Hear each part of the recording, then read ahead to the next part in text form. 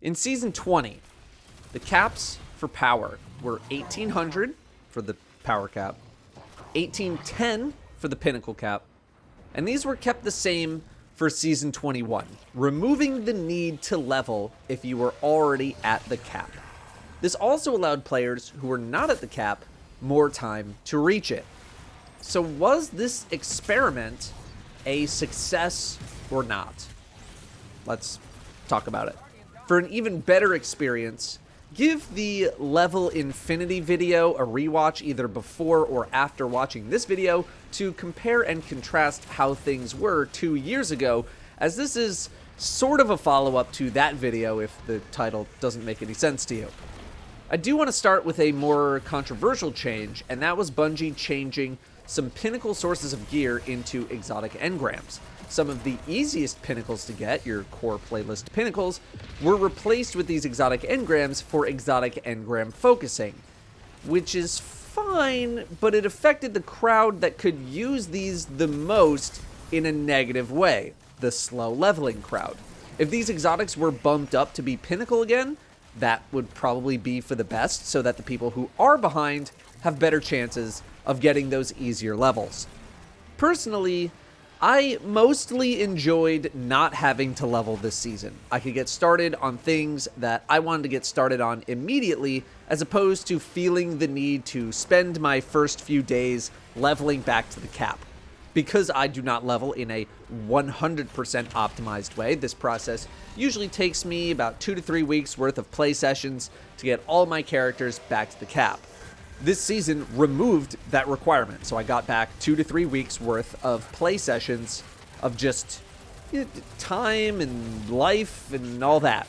My actual experience playing the game did not change, it's just that block of time vanished and was replaced by what I would inevitably do 2 to 3 weeks down the road. Everything just shifted forward.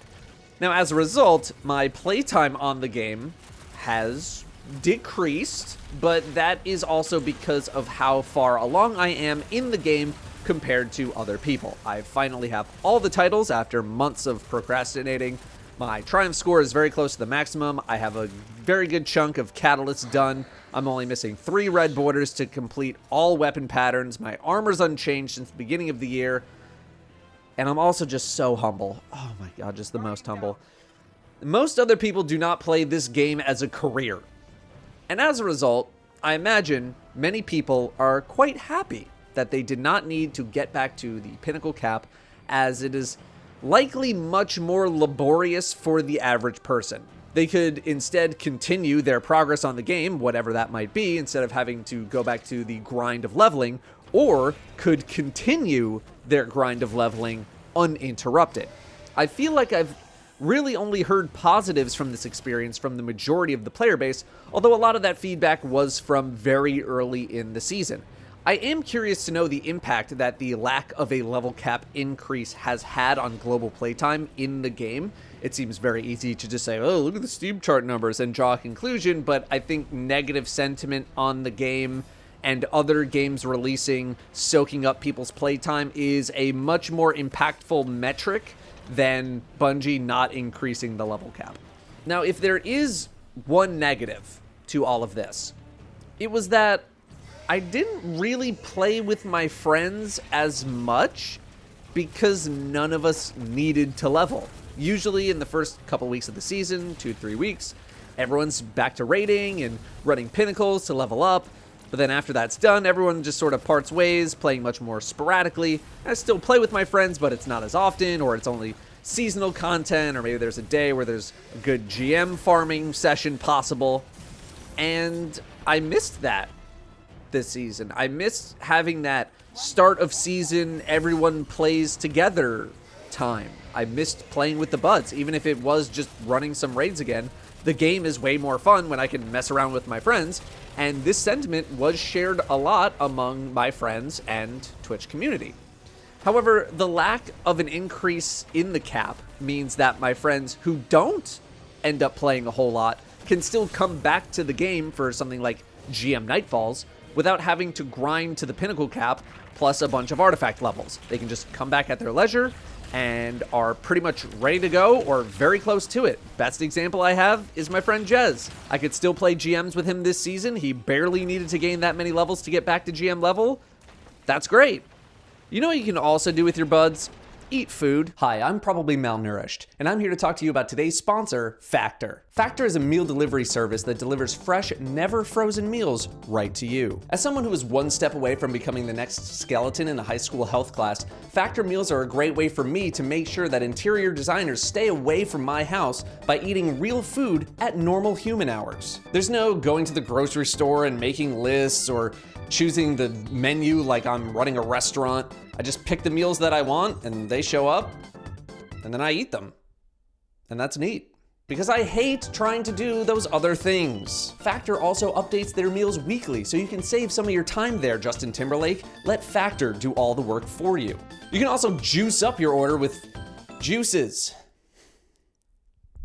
Cut that. With smoothies or proteins, desserts, veggie sides, and more. So if you want to start eating better or just saving some of your time, head on over to factor75.com/Datto50 to save 50% off your first Factor box. That's factor75.com/Datto50 for 50% off your first box. Thank you to Factor for sponsoring this video. All right, where was I? Let's start Guardian ranks.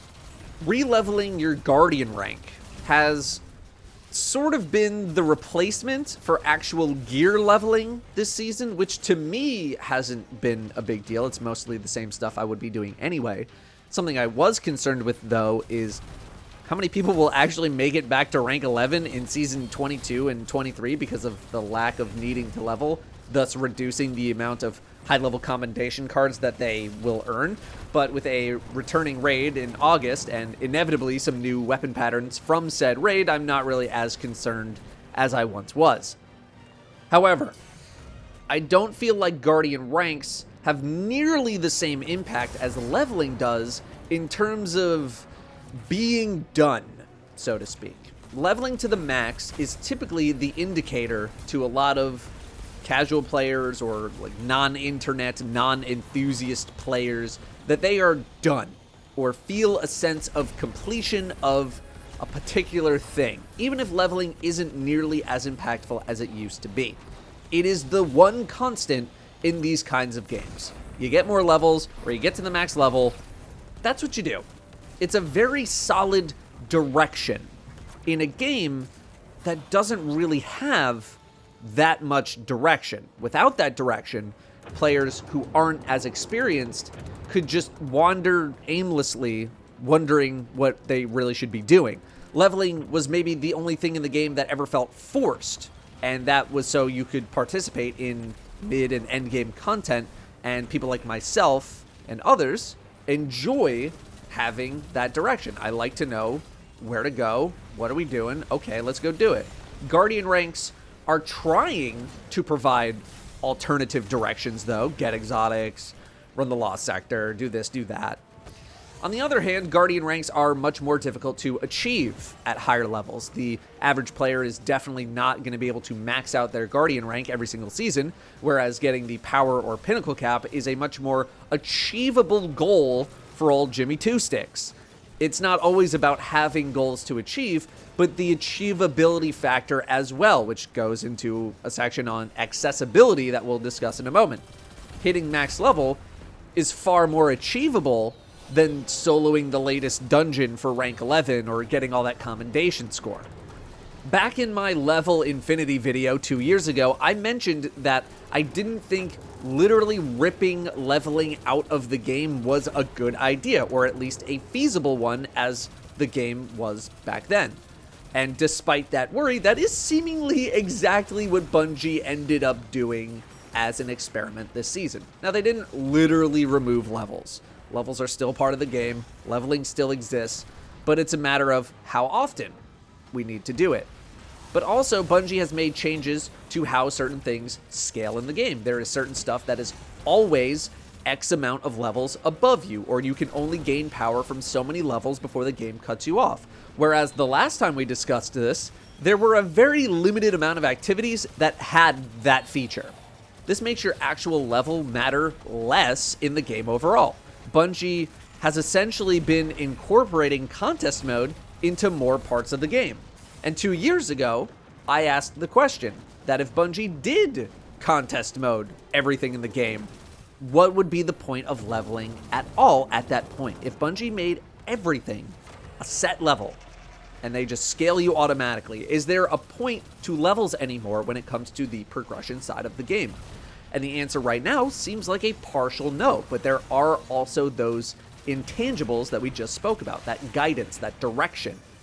I've also heard people say that without the level grind, the rest of the game can feel empty because it can feel like there's no reason to go play those things if you're a very active player or you're among the elite.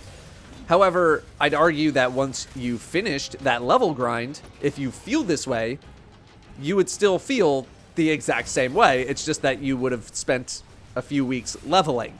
You're just delaying the inevitable feeling of feeling like there's nothing to do. I think this feeling is coming maybe from more veteran players than casual or new players.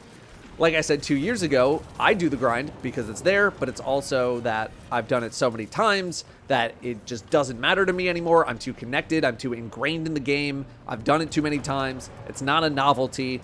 It wasn't there this season, and I gained 2 to 3 weeks of playtime back to do the things that I'd rather do in the game, or just stuff unrelated to the game, or outside the game.